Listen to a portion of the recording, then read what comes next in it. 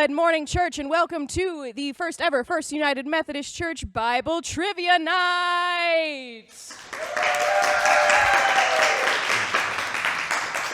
We have with us today 4 ordained ministers of the United Methodist Church who are going to be answering some Bible trivia questions. Let's see how they do.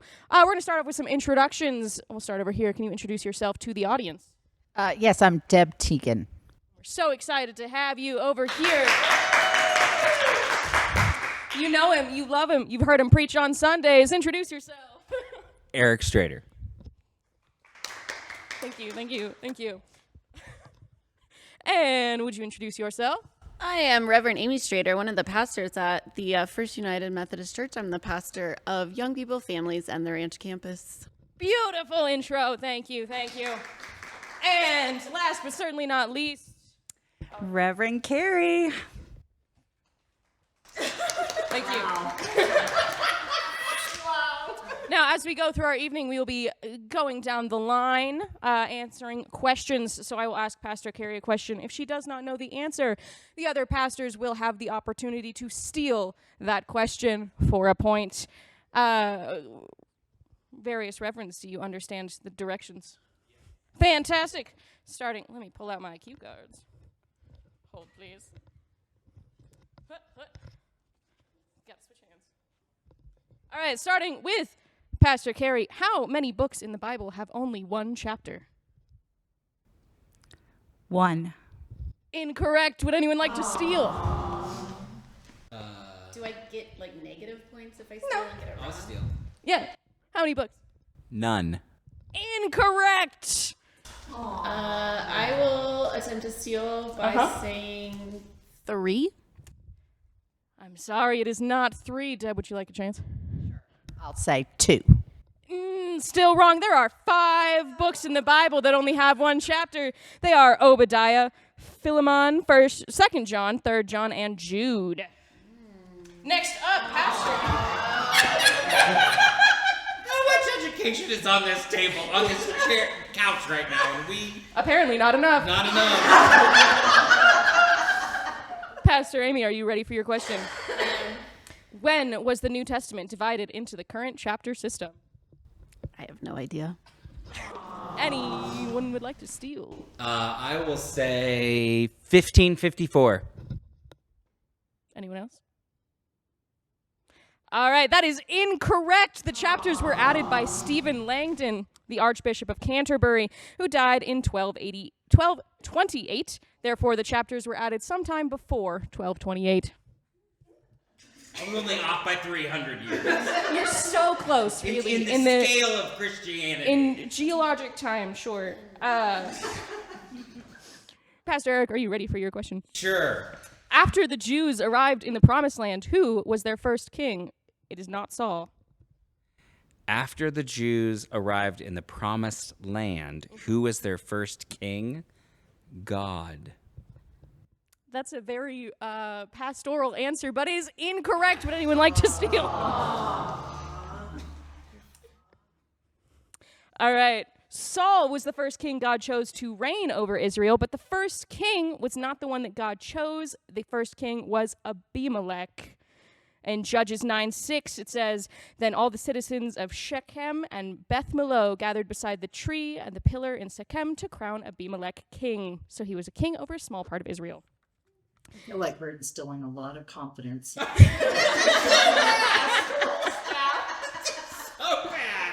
All right, Deb, and you gotta redeem this. Deb, are you ready? I'm ready. Come on, Deb, where did Jesus go to pray after the Last Supper? I think it was the Garden of Gethsemane. That is correct!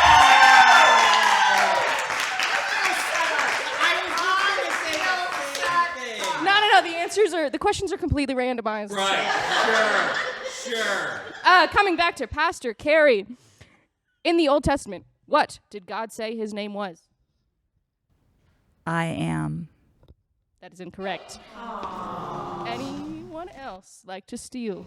Repeat the question again. In the Old Testament, what did God say his name was?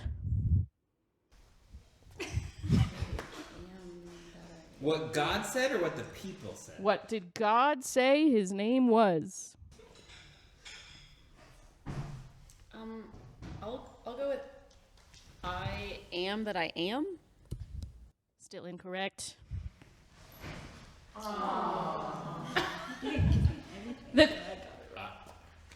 reason you are getting tripped up is it is a trick question. God did not say what his name was. At the burning bush, he tells Moses to call him Yahweh, which means I am, but God did not say that that was his name. Pastor Amy, are you ready for your second question? No. I don't want to play anymore. What is the shortest verse in the New Testament in Greek?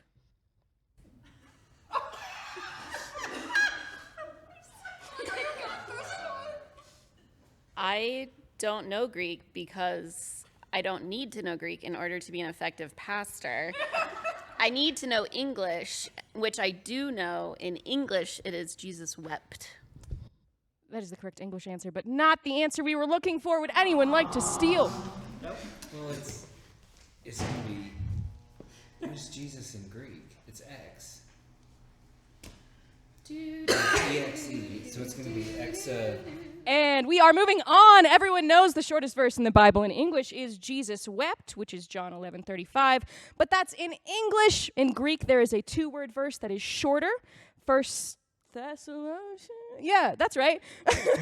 5:16, translating to rejoice always. It is 14 characters, which does make it shorter than Jesus wept.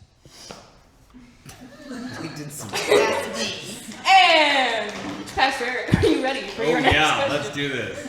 What is the longest verse in the Bible?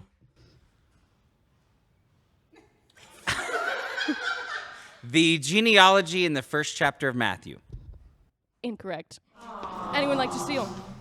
Fantastic. The longest verse in the Bible is Esther 8:9. I am going to read it to you.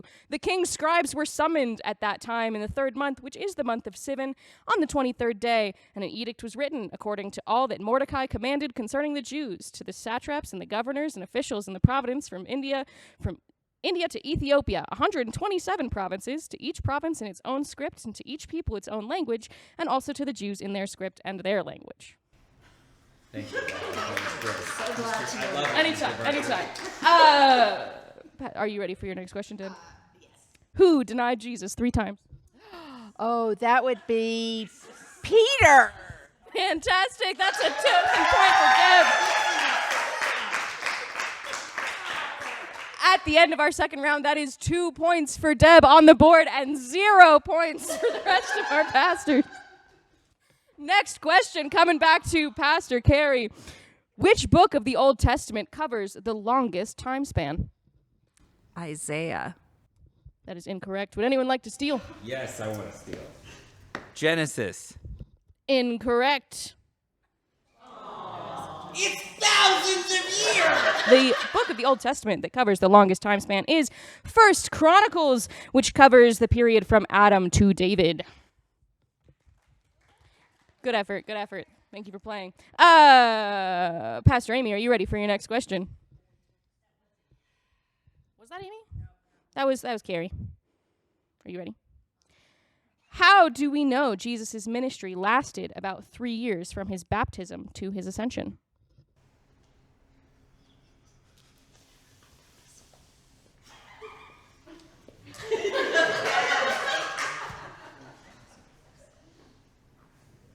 Because in the Gospel of John, there are 3 Passovers, and so that would have equated to 3 years. Because that was a joint effort between Pastor Carey and Pastor Amy, I'm going to reward both of them 1 point.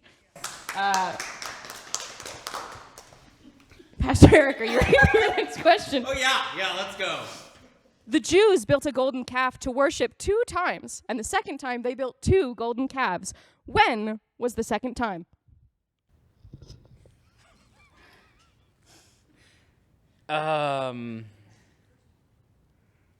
When was the second time? It's not going to be... Moses came down, but that's the first time.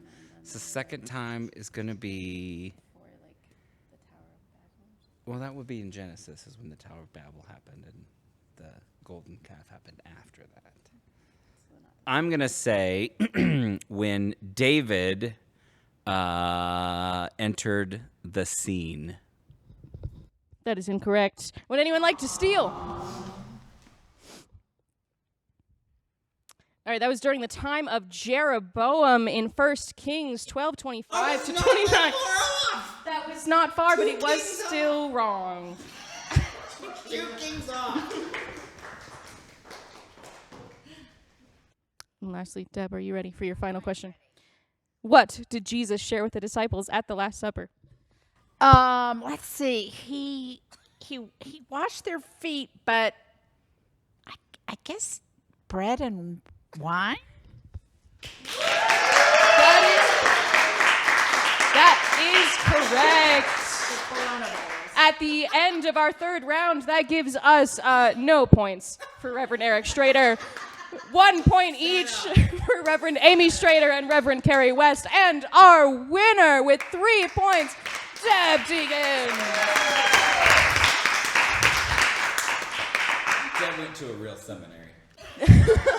Thank you so much for joining us at the first ever episode of the First United Methodist Church Bible Trivia Night. Remember, no matter your doubts or your questions, who you love or struggle to love, or whether you win or lose, you're always welcome in this place we call Church!